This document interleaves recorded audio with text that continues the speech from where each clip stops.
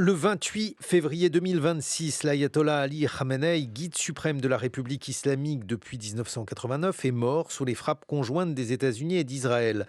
Sa disparition clôt 37 ans d'un règne sans partage au cours duquel cet homme peu charismatique et de rang religieux modeste a réussi à concentrer entre ses mains un pouvoir que ses contemporains n'auraient jamais imaginé lui accorder. Cette mort ouvre donc une période d'incertitude radicale.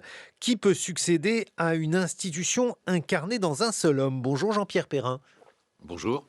Vous êtes journaliste, spécialiste du Moyen-Orient pour Mediapart. Alors il faut nous rappeler d'où venait Khamenei, qui était né en 1939 dans un milieu assez modeste. Oui, d'ailleurs, il a un début de carrière qui ne correspond pas du tout à l'homme qu'il est devenu. C'est-à-dire que les vieilles familles téhéranaises se souviennent de lui comme d'un chanteur et d'un joueur de oud, de tar en persan, c'est-à-dire l'équivalent d'un luth. Et donc, il faisait la tournée des riches familles et il jouait. Les familles étaient sensibles à la beauté de sa voix. Il a une voix assez mélodieuse pour un dictateur. Et puis, un persan parfait aussi, très, un peu précieux, une parfaite maîtrise quand même de son art. Et puis, alors, le sort a voulu qu'il termine autrement. Je pense que son Le sort, emprisonnement... lui aussi, comment a-t-il agi, Jean-Pierre Perrin, Oui, pour... alors son emprisonnement par le Shah a sans doute beaucoup compté. C'est sans doute un tournant. Ensuite, on le retrouve aux côtés de Pourquoi Khomeini, a-t-il été évidemment. emprisonné? Il était emprisonné pour activité subversive, tout simplement parce qu'il était partisan de Khomeini et partisan d'un changement de régime. Ensuite, la guerre Iran-Irak. Alors là, on le retrouve comme représentant justement de l'imam Khomeini auprès des gardiens de la Révolution. Et c'est très important dans sa carrière, c'est parce que commence un lien fusionnel, un lien organique avec les gardiens de la Révolution, qui sont la force d'élite du régime, qui a été construite justement pour pallier le manque de confiance que le régime avait envers l'armée régulière.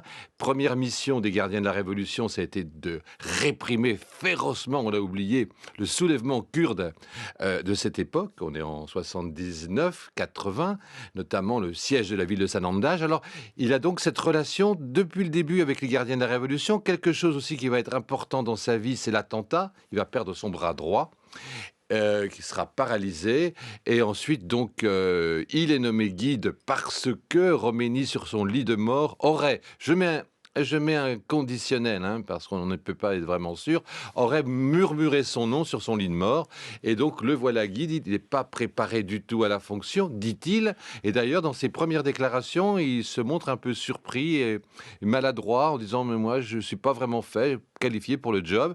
Et puis, en fait, il va parfaitement endosser le manteau de guide suprême et le garder pendant, vous avez dit 39 ans? Bon, mais sa légitimité était contestée, Jean-Pierre Perrin. Oui, il était contesté parce qu'il n'avait pas le bagage religieux. On est dans une Ça veut dire théocratie. quoi, hein, ne pas avoir le bagage religieux? C'était un théologien, comment dirais-je, modeste? Oui, c'est-à-dire qu'il ne va pas jusqu'au bout du cursus dans les écoles religieuses qui lui permettrait d'avoir le statut d'ayatollah. Il n'a pas rempli non plus un certain nombre voilà, l'équivalent, on va dire l'équivalent d'une thèse, si vous voulez. C'est pas comme ça, mais ça peut lui ressembler. Donc, il n'a pas fait sa thèse. Et donc, il n'est qu'un religieux modeste, comme d'ailleurs les 4/5e de ceux qui prennent le pouvoir à cette époque en Iran. Il y a plus d'Hojjatul Islam, donc, c'est-à-dire un rang inférieur que d'ayatollah. L'exception, évidemment, c'est Khomeini et puis quelques autres comme l'ayatollah Beheshti. Bon, mais comment a-t-il quand même réussi à consolider son pouvoir? Parce que ça, il a réussi à le faire incontestablement. Alors le lien avec les gardiens de la Révolution est essentiel. Ça marche comme ça. Lui leur donne sa bénédiction, c'est-à-dire leur légitimité. Ils ont besoin d'une légitimité religieuse. Ils sont les gardiens de la Révolution islamique, c'est pas une armée comme les autres. Donc ils ont besoin d'une légitimité religieuse. Il leur donne, en échange, les gardiens de la Révolution lui assure sa protection à tous les niveaux. Et d'ailleurs, c'est eux qui gèrent son bureau, son grand bureau donc dans l'avenue Pasteur à Téhéran, où est son quartier général, ses appartements également. Et là, ils sont autour de lui et donc ils se voient tous les jours. Donc on a vraiment un lien fusionnel. C'est pas une dictature religieuse, ça serait plutôt une dictature militaro-religieuse, ce qui est quand même très différent. Mais alors, quels sont ces liens avec le président de la République? Alors, ça dépend du président de la République, parce qu'il en a vu défiler quelques-uns quand même, hein, entre Rouhani, Ratami, Ahmadinejad, le Raïssi et l'actuel Pezeshkian. Tous ces présidents de la République, bon, il les a connus. Il y a eu des relations plus ou moins bonnes, plus ou moins tendues. Avec le précédent, pas l'actuel, mais avec Raïssi, c'était en harmonie parfaite. Hein. Ils venaient d'ailleurs de la même ville, ils avaient le même cursus religieux, tous les deux religieux venant de cette ville sainte. Donc, ça dépend du président. Lui, théoriquement, il est là pour faire l'équilibre, veiller à l'équilibre entre les factions. Il n'est pas question, normalement, dans la liturgie, si je puis dire, du chiisme, que des factions s'affrontent. C'est pas bien. Ça s'appelle la fitna, la discorde. Et c'est un des pires péchés de l'islam. Donc lui veille en quelque sorte à ce qu'il y ait un équilibre, mais en fait son cœur va souvent pencher vers les radicaux, vers les conservateurs. Bon, et alors, quelles ont été ces décisions importantes ces dernières années? Est-ce que, par exemple, le programme nucléaire, c'était sa décision, Jean-Pierre Perrin?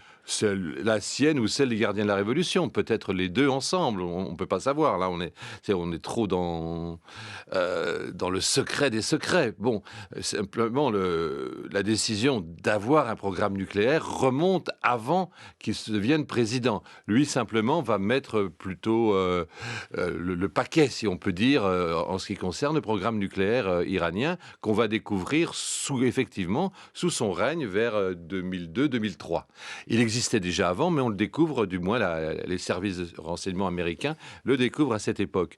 Mais grande décision, c'est lui qui quand même donne son aval à l'accord sur le nucléaire de 2015, sous donc la présidence de Barack Obama, et s'il n'avait pas donné, s'il avait mis un veto, il n'y aurait pas eu cet accord sur le nucléaire qui a quand même permis à l'Iran d'avoir une bouffée d'oxygène pendant très peu de temps jusqu'à l'arrivée de Donald Trump. Bon, et aujourd'hui, maintenant que cet homme n'est plus, comment peut-on imaginer la suite du régime, Jean-Pierre Perrin? D'abord, lui trouver un successeur. C'est fondamental, puisque le rôle du guide, c'est précis, c'est défini par la Constitution, et donc il faut lui trouver un successeur. Il y a tout un processus qui est prévu. Lui-même a sans doute donné des instructions depuis déjà de longue date. On a pensé à un moment que ça serait son fils Mojtaba qui pourrait lui succéder. Alors là, on violerait un peu la Constitution, quelque part, parce que c'est une assemblée des experts de 88 bonhommes qui sont tous kakoshim, qui doivent frôler les 80, voire les 85 ans, qui doivent se réunir. Alors, comment vont-ils se réunir alors que ça pilonne le pays, surtout qu'ils ne sont pas en très bonne santé? Donc, il y a ce problème. Il y a aussi les gardiens de la Révolution qui sont en train de pousser des hommes. Ils poussent notamment un certain Ali Laridjani, dont vous entendrez sûrement parler dans les prochaines semaines, dans les prochains mois, parce que c'est un ancien gardien de la Révolution, mais qui a été à la tête de multiples fonctions, et c'est un homme de l'ombre. Est-ce que ça changerait quelque chose en termes donc de direction, de gouvernement? Ah, je crois que la République islamique, sous sa forme actuelle, est condamnée. Il va falloir qu'elle évolue, et même au sein du régime, ils en sont convaincus. Ça veut dire quoi, condamner? Est-ce que vous pensez que, par exemple, cela signifie que le régime va s'ouvrir Alors, il peut s'ouvrir, il peut encore être plus dur. Les deux possibilités existent. C'est pas encore qui va l'emporter parmi les prochains. Qui sera le prochain guide? Est-ce qu'il sera une émanation des réformistes s'y emploient, des conservateurs? Ceux-ci font de même. Il y a encore les partisans de l'ancien président Raïssi qui, eux, ont une clientèle très importante. Sans doute viendra-t-il de leur rang. Donc, vous voyez, mais on est quand même quelque part dans la fin d'une ère, dans la fin d'un monde. Je ne sais pas si vous connaissez cette magnifique formule de George Orwell qui disait l'essence d'un régime oligarchique, c'est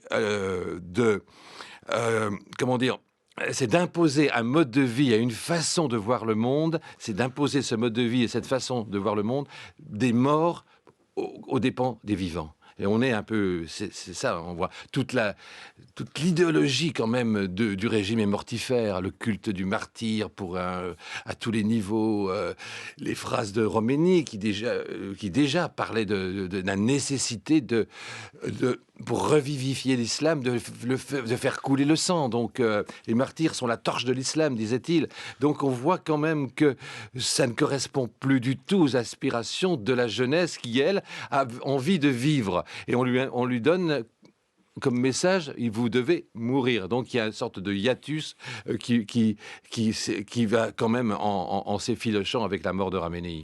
Bon, mais il peut y avoir différentes manières de souder le peuple contre un ennemi commun, contre Israël. Est-ce que ce sont des procédés qui ont été utilisés? Est-ce qu'ils fonctionnent moins bien, diriez-vous, Jean-Pierre Perrin, aujourd'hui? Ils ne fonctionnent plus du tout. Il fonctionne simplement pour le régime et ses affidés et sa clientèle. Qui sont nombreux, oui, ces affidés. et bien sûr, tous les fonctionnaires qui sont payés par le régime, ils sont nombreux, et pas seulement. Bon, les gardiens de la Révolution, 150 000 personnes, 150 000 combattants. Les miliciens, 400 000. Il faut compter en plus avec les forces de police qui aussi dépendent du régime. Tous ces gens-là ont le dos au mur. Si jamais le régime s'effondre, qu'est-ce qu'ils vont devenir? Verser dans des activités mafieuses, faire du terrorisme, que sais-je. Mais donc, ils vont se battre dos au mur. Ils n'ont pas d'autre choix, finalement. Et comme l'opposition ne propose pas grand-chose, eh bien, en tout cas, il n'y a pas de passerelle visible pour leur permettre de sortir de leur carcan, de leur forteresse et d'aller vers davantage d'ouverture. Merci beaucoup, Jean-Pierre Perrin, pour ce portrait de Khamenei et des réflexions sur sa disparition. Vous êtes journaliste spécialiste du Moyen-Orient pour Mediapart. Dans quelques instants, on va continuer d'évoquer, bien sûr, l'actualité en Iran avec ces frappes et puis la crainte aujourd'hui d'un embrasement régional.